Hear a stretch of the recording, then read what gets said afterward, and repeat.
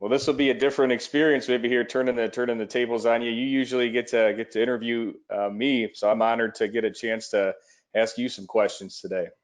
I 43 years in the car business, I probably have a story or two. Oh yeah, yeah. I bet. I can't wait to hear some.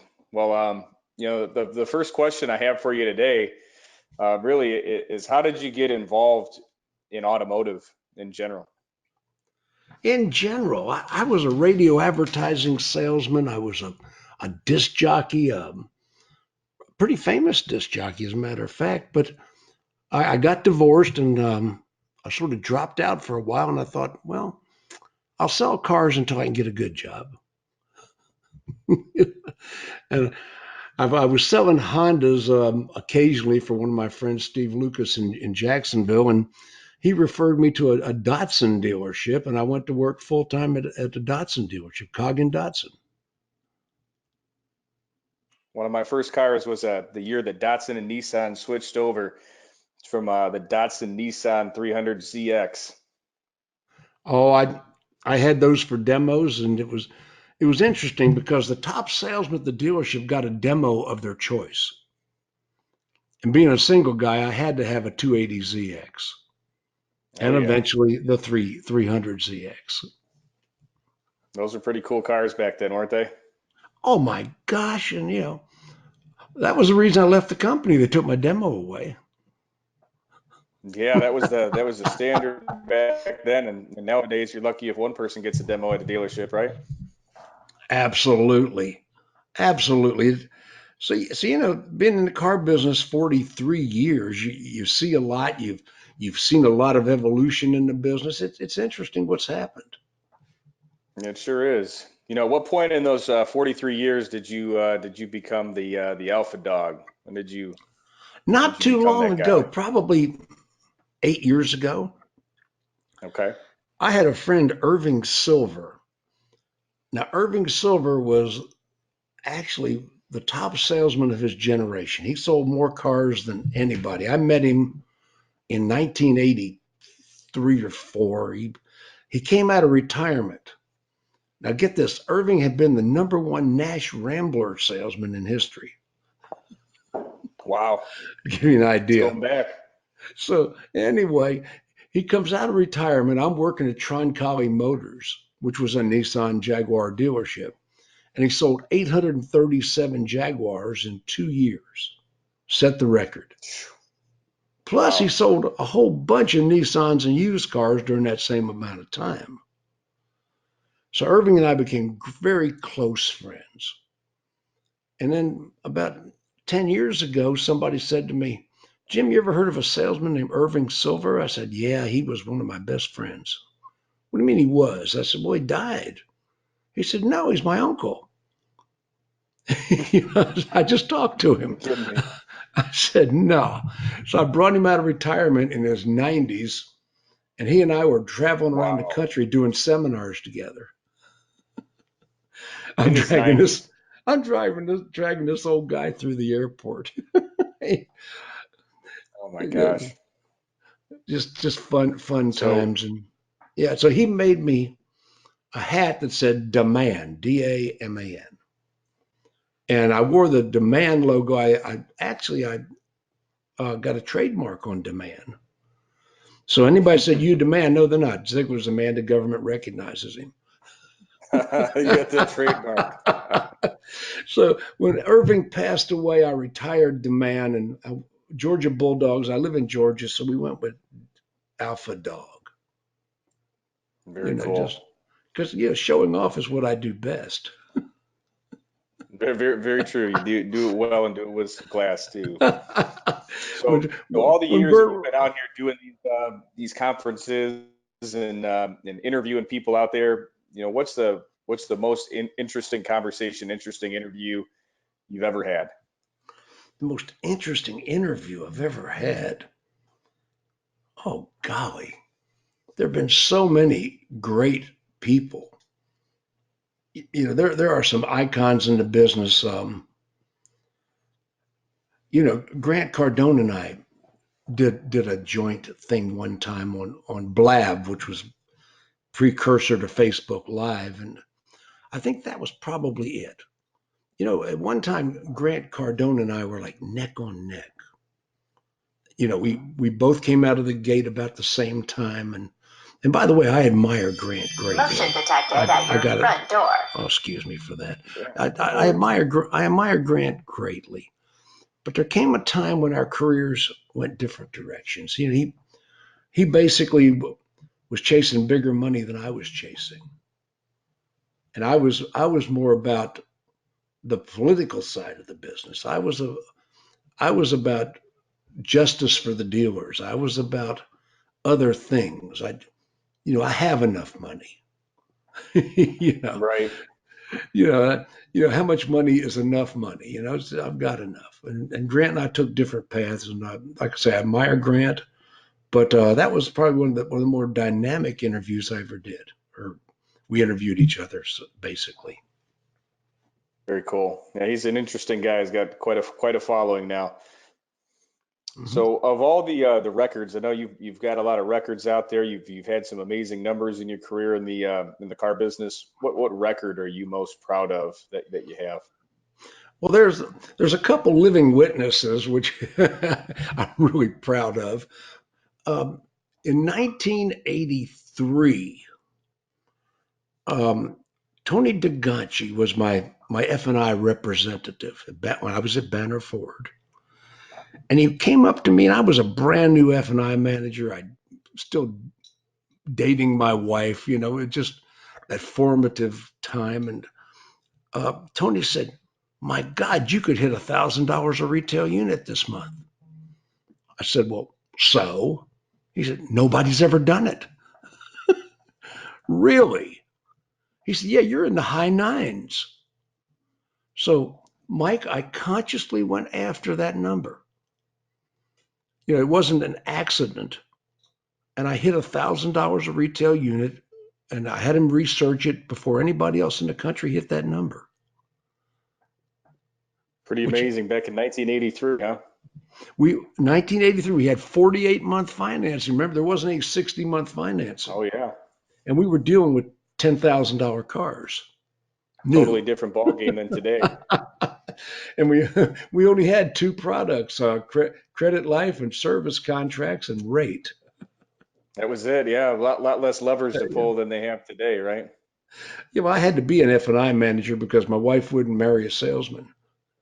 There you go. That's pretty funny. I've got the same story too as well. My wife, her family wasn't big fans of me being in the car business, selling cars either, so I can relate. Well, I was just going to do it till So I got you, a good job. yeah, I think a lot of people go into the business intending that, and then they find out how much money they can make and how fun the industry really is if you're good at it. I think if you're mediocre at it, this industry is not that fun. It's a grind, but if you get good at it, and to your point, if you treat it like your craft and mastering your craft, it can be a lot of fun. Well, the fun part of it is that the third month in the industry, I made $4,500. Now we're talking Wow. 1976.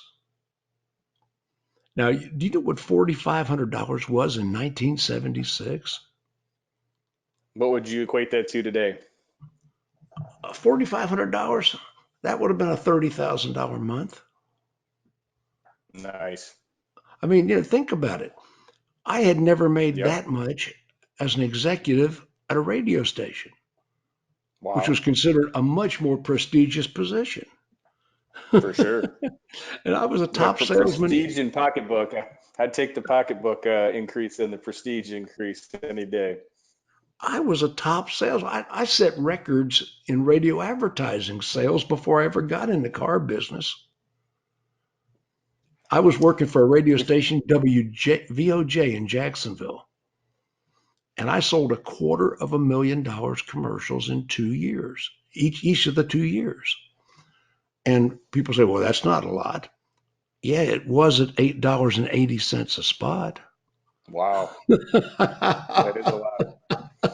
If you've had success in these different industries, in radio and in automotive and, running your own organization and doing all these different things, there's got to be some kind of key principles to making you successful in sales? And I've talked to you about some of these things before, and you've given some great advice. What are those things that you think are transferable in any industry that make you successful People, with sales? people. You and I have had private conversations. We've been one on one, in person, face to face, and I think I've related to you. I've got 150,000 people on social media. That's LinkedIn, that's YouTube, that's Facebook, that's Pinterest, that's all the social avenues. But even before that, I networked heavily. I When I wrote the book The Prosperity Equation 20 years ago, in the book it says the most powerful people on earth are those people that influence the most other people. Influence is power. And Zig Ziglar, who I'm no relation to, but I knew him very well, he was a friend. He always used to kid me that I didn't spell my name correctly. Spelled it slightly different. But anyway, Zig Ziglar says you will get everything you want in life if you help other people get what they want. So the secret has always been helping others with no expectation of reward. If you do some good stuff will come back to you. And I'm just reveling in my legacy right now because so many people, since I've contracted this cancer, come and, Ziegler, you changed my life. Ziegler, you did this. Ziegler, I'm a general manager. You trained me as a salesman. Ziegler, you did this for me. You got me a job when I was out of work. Ziegler, you did this. All these people are coming up with these testimonials, and I'd forgotten most of it. So, yeah, it's like, yeah, if you do good things and you help a lot of people, the rewards will come to you. Like I tell salespeople, I'm a prospecting fool. I can out prospect anybody watching this broadcast. Want to take a challenge? Anyway, anybody watching this broadcast, I am the best prospector in the world, the universe. They might prospect on other planets, but anyway, I am that good. I can walk out of any dealership in the world and sell a car before the sun sets to a stranger every day of the week. So And what do you think the guys in the car business are struggling with now the most? You talk about prospecting, being excellent at prospecting, and that's kind of one of the most foundational things in sales anywhere. And you spend all this time going all over the country talking to people in the car business. Where are salespeople in particular you think struggling the most right now? well, paradigms. They don't believe they can make a living. They believe it's all going to come through social media, and it will. But when you get face to face with people and you don't have a following, you don't have people in your network, you're not filling up the funnel. You're not constantly, you know, you don't have the work ethic. The work ethic is so lacking in today's sales forces in general. I mean, that's a generalization, and I'm not talking to everybody. But, you know, even at my age, I'm up at 4 o'clock every morning. I'm on the computer early. I'm planning my day. I sharpen the axe before I start cutting the tree. You know? And so many people are not planning their business. They're not following up. And when they do follow up, it's all about who do you know? Buy a car from me. Do you have a relative? You have a friend? They never get into the people. They don't care about the people they're talking to. If you care about the people, many times I'll call people up and say, look, I don't have a business agenda for this call today. I'll sell you something some other time. I just want to see how you're doing. The car doing okay? Did your wife get that promotion? I Make make friends. relationships. And the best way to get referrals is to give referrals. So many people sell a car to a plumber or an electrician or a physician, and they never refer anybody to the plumber, the electrician, or the physician. I always kept tabs, and my CRM was really complicated. It was a flat file Rolodex. Computers were Oh for the yeah. F&I department, Wang and Oakleaf, just you know. So the beauty of the flat file Rolodex, I would tickle that file every day, and I would call people. I would constantly stay in touch with previous customers. And I never, ever always opened up with what's in it for me before I got into what's in it for them. And so many, it's amazing when Chip Perry began Auto Trader back in the day. Do you know Chip? Yeah, absolutely. When he started Auto Trader, he hired me to teach his sales force how to sell to car dealers.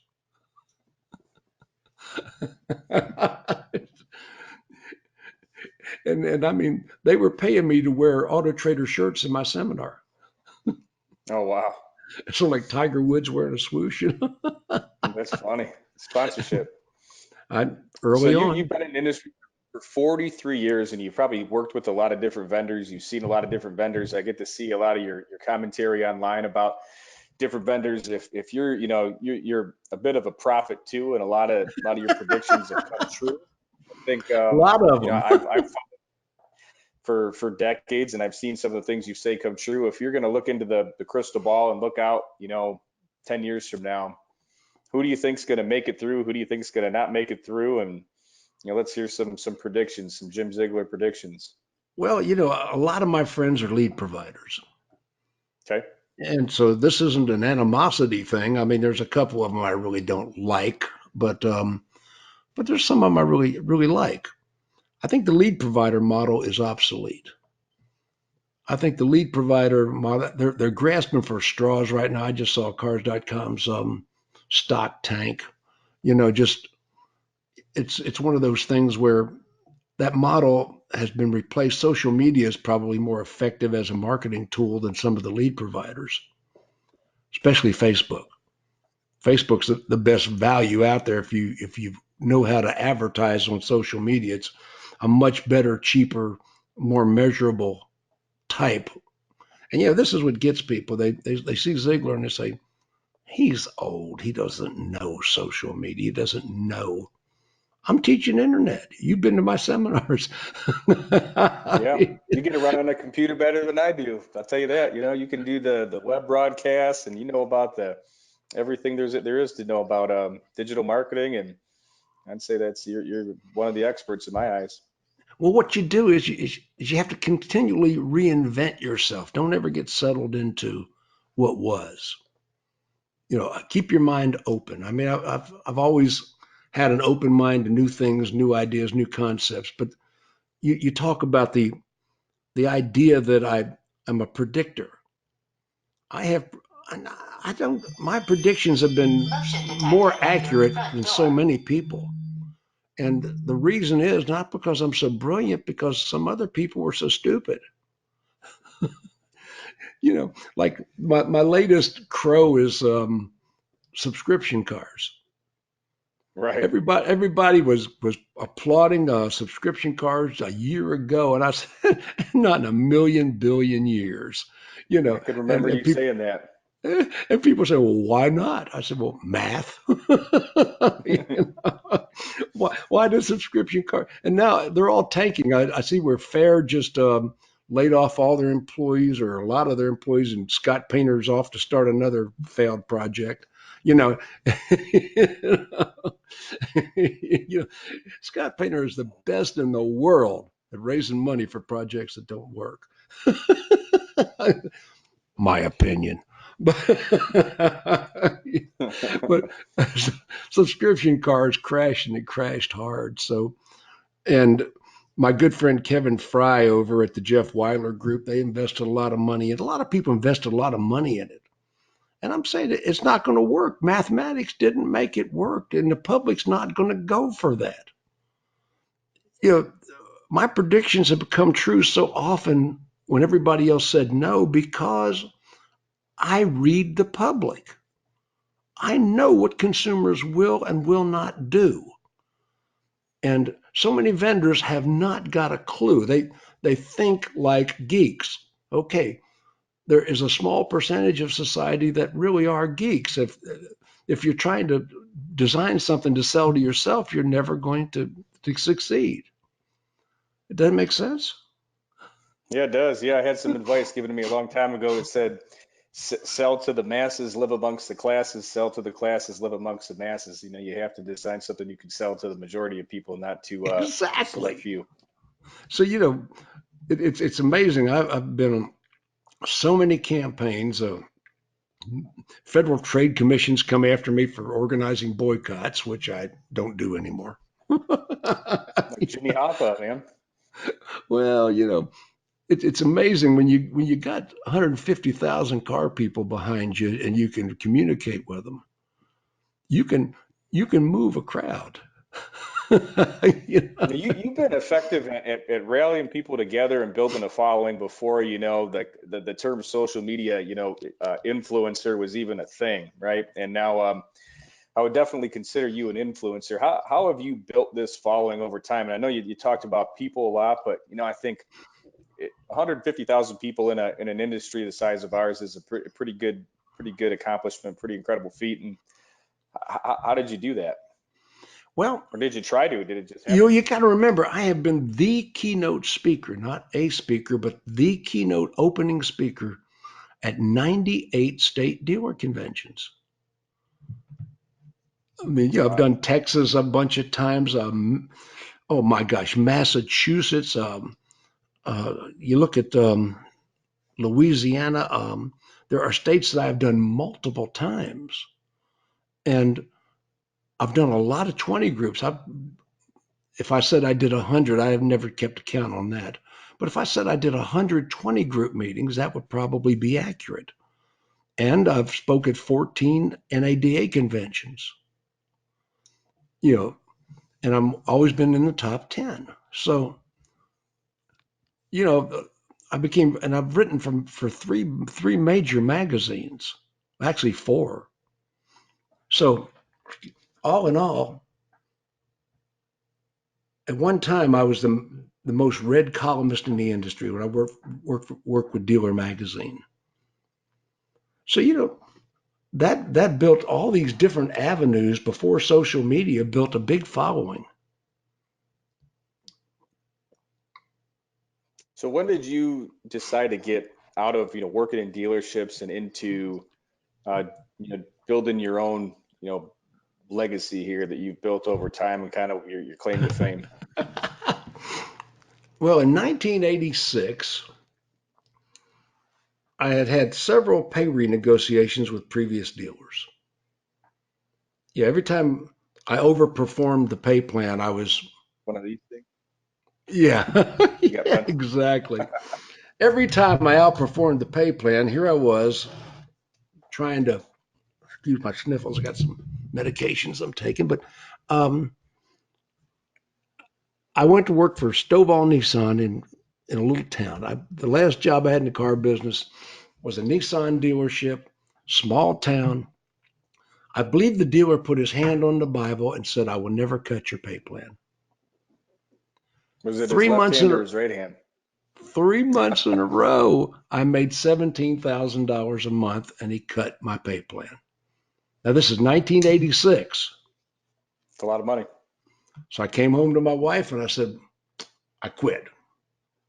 Had my cardboard box under my arm, salesman Samsonite, you know, and I'm home. She said, "What are you going to do?" I said, "Well, I'm going to start a consulting company. I've got this stack of legal pads of the notes." Excuse me. I have a stack of legal pads and I'm going to start a consulting company. She said, "Who's ever done this?" I said, "Nobody. I'm creating an industry." Mike, do you realize I was the first one? No, I didn't realize that. Jackie Cooper, and I don't know if you remember Jackie B. Cooper. Jackie B. Yeah. Cooper was a business friend. I mean, I didn't hang at each other's house, but I talked to him quite often and I knew him. And I watched his career because he did really well. But he wasn't a consultant. He was a trainer. And I wanted to be a consultant because I had been in a management position and I didn't want to be a sales trainer. I wanted to be a management trainer because the records I set were in management.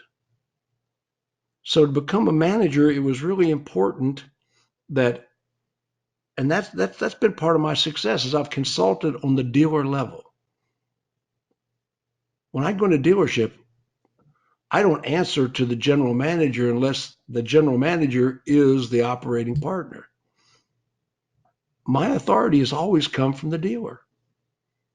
So the dealerships that we grew to the big numbers, always I had a fair, there are dealerships that I could fire employees and write checks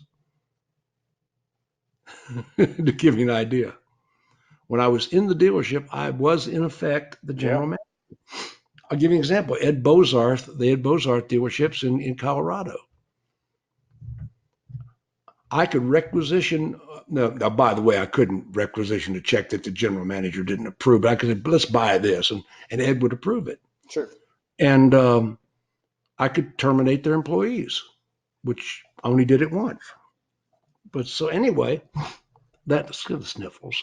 But anyway, it was one of those things where, and by the way, Ed Bozarth paid me probably close to $2 million over 20 years to show you what kind of guy he was. I mean, Right. so when you look at the authority I had in the dealerships, that's how we did the big numbers. Because I've had managers come up to me and they look at me like any other consultant. Well, when you catch the plane Friday, we'll go back to what we used to do. Right. Usual. You know, and I said, they said, and they'll come up to me and say, well, Mr. Ziegler, we're going to modify your system. No, you're not. You don't call an award-winning chef and change the recipe. Do you think do you think your dealer hired me because he believes you're doing a good job? that used to No. that used to always ruffle some people. I was a pretty big guy. I could back it up. Yeah, you said you could bench press like 500 pounds at one time, right? No, 450 was my best, and I did 450 for a number of years. That caused me some problems in later life. Don't do it. I told my back surgeon when they were working on my back, I said, I used to bench press 450. He said, why? Yeah, I had a similar conversation with my doctor one time. I was a younger man working out a lot, and he said, "Mike, you ever plan on going to a career in the NFL?" I said, "No." You ever plan on No. competing in a bodybuilding competition? I said, "No." He said, "Then do some damn cardio, lose some weight." So, oh, all right, good Well, advice. I took advice. one of the funniest things in my career is when they entered me in the fighting championship. Oh no. Yeah, yeah, yeah, yeah, yeah. Um, this is 1982, just before I left Jacksonville. And they called it the Battle of the Toughest. It was the same corporation, but just different. So I trained with the Get Ready guys for 6 weeks out in the Get Ready shop. They're sparring with the Get Ready Yeah. guys, and I was a Oh pretty my good bar. gosh. I was a pretty good bar fighter, and like you said, I was bench pressing a lot of weight, and I was winning a lot in the bars. It was Right. different Ziegler, and I got knocked out in 45 seconds. Ooh, I mean, a and later professional. later that night, me in the cars, and I'm wearing my Adidas bathing suit that the salesman bought me, my Oh my Sears and gosh. Roebuck bathrobe with the dealership logo on the back. No, you're not. Yes, I am. Adidas Oh, shoes, Adidas trunks, and I'd pay to see a picture of that. That's pretty funny. this guy that I fought shows up with Everlast boxing trunks and professional shoes. Uh-oh. He knocked me out in 45 seconds. Oh Later on no. that night, we're in the lounge with all the car salesmen. We're commiserating, and some fool walks up to me and says, "I saw you fight tonight." I said, "Yeah." He said, "You're not worth a damn, are you?" Now I won Oh, that. I won that fight. that's pretty good. That's pretty Yeah, good. I won that one. So times have changed a lot for you kind of over the years throughout the decades. If you think, when you were in your 30s, your 40s, your 50s, your 60s, how did your goals and kind of what was important to you in your life change throughout your life, throughout your career? Well, like I say, out of the gate, Grant Cardone and I were neck on neck. and he was chasing the big dollars, and he got them. And I chased big money till I felt I had enough, and then our careers went different ways. And I'm a sort of a recognition guy. When I was a welder and when I was a aircraft mechanic during the Vietnam years, I really hated the trades. I'm a journeyman in 3 aircraft trades. I did 7 years of apprenticeship right out of high school. During Vietnam, we worked 10 hours a day, 7 days a week, repairing aircraft in Jacksonville, Naval Air Rework Facility. And, you know, I can remember welding one night. Bzz, bzz, bzz, bzz, bzz, bzz, bzz, bzz, bzz. I hate this. Bzz, bzz, bzz. This sucks. Bzz, bzz, bzz. I turned in my toolbox that night and I said, I will never again be paid for what I do with my hands. I will be paid for what I know in my head. That You was the know, start of it. I have a genius level IQ, and I don't think I've ever said that to anybody in the car business, but it's been measured and whatnot. And I always wanted to be paid for what I knew. Does that make sense? It does. And I just told you something I don't think I've ever told anybody. It's a good one. But yeah, it's about 168, Okay. which was well measured. But to be a high school graduate, people were looking for different things out of me. But I always wanted to be a salesman. I was a sales manager when I was 8 years old. I was a 8 years sales old. manager. Yeah, my mother was driving down Cassett Avenue in Jacksonville, Florida, and she heard me yelling. I was like 7 years old. Hey, mom! And she looks up, and 60 feet up in a tree, I'm hanging on a branch, cutting mistletoe and throwing it down to the big boys. So we would sell it outside of Winn-Dixie grocery store and Rexall and 10 cents a handful. We were selling mistletoe. I was a salesman. 7 years old, selling mistletoe outside of a, so every Hustling. Christmas. So then my father said, you're not going to do this anymore. The next Christmas, he went out in the forest with me. We cut down a limb with 200 pounds of mistletoe and drug it out of the forest. We put it in a bucket with nutrients in it. My mother bought ribbons and bows, made made bunches out of it, really nice bunches out of it, ribbons and dress. So I said, Ronnie Everoski, you got Rexall. Bobby Shoop, you got Winn-Dixie. You get 10 cents, I get 10 cents. My mom gets a nickel, 25 cents a spray. So now I'm a sales manager. That's great. I got the kids in the neighborhood working for me That's selling awesome. my mistletoe. And my That's mother's awesome. supervising the whole thing. That's awesome. So I got to ask you a couple more questions. I know you only had about a half hour blocked off for us, and we're a little bit over, but Oh, um, hey, listen, I got you all know, the time. I love it. And I had a half hour, but this is fun. no, great. I appreciate it. So I wanted to know, I grew up in the car business my whole life, and you've been in the car business most of your life too.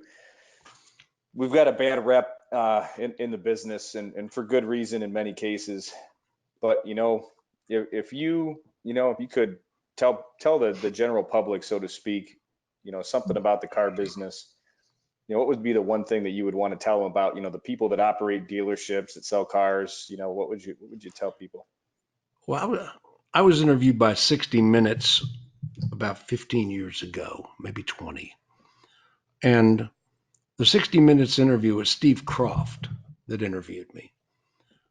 And I said, most car people today are emotionally and historically invested in their community. We really care. Now, yeah, there were the old stereotypes. I even participated in the old stereotypes. I've got photographs of people doing push-ups to qualify for credit life insurance. you know, I mean, never mean, always fun, but still, Sure. we care about all those old stereotypes, and there are some vendors that deliberately keep those stereotypes alive because it's to their advantage to create hate on the car dealers. Like my opinion now, Carfax, the dishonest car salesman is screwing over the customer, and the little fox jumps up and rats him out. That's their commercial, right? Excuse me. If you're going to take a dealer's money, you don't defame the dealer, and we don't do those things. Those stereotypes don't exist.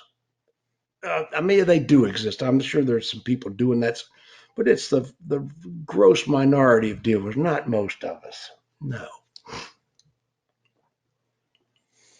So I think that's good advice. What have we not talked about today that, you'd want people to know about the Alpha Dog, about Jim Ziegler as a human being? Well, I've gotten really in touch with my Christianity recently. It's always been there, but I'm not the poster boy for the Methodist religion. My language is the biggest thing I have to work on. I will do a diatribe like a sailor every once in a while, not a Marine. But anyway, um, I've gotten in touch with it because we've always been. I'm not the poster boy for the Methodist religion by any means, but I've gotten in touch with that, and right now I'm into my legacy years. Even if the cancer wasn't here, and there's no guarantee I'm gonna fool all my haters. I'm not going to die. I'm gonna go ahead and not die, if you don't It's good to mind. hear. Yeah, I'm gonna go ahead and the odds are about 50-50 on me right now. The type of cancer I have is esophageal cancer. It's just it's a pretty harsh cancer. And I got a pretty dramatic surgery ahead of me. So I'm looking forward to being on the other side of it one way or another. So I want to be remembered as being honest, ethical,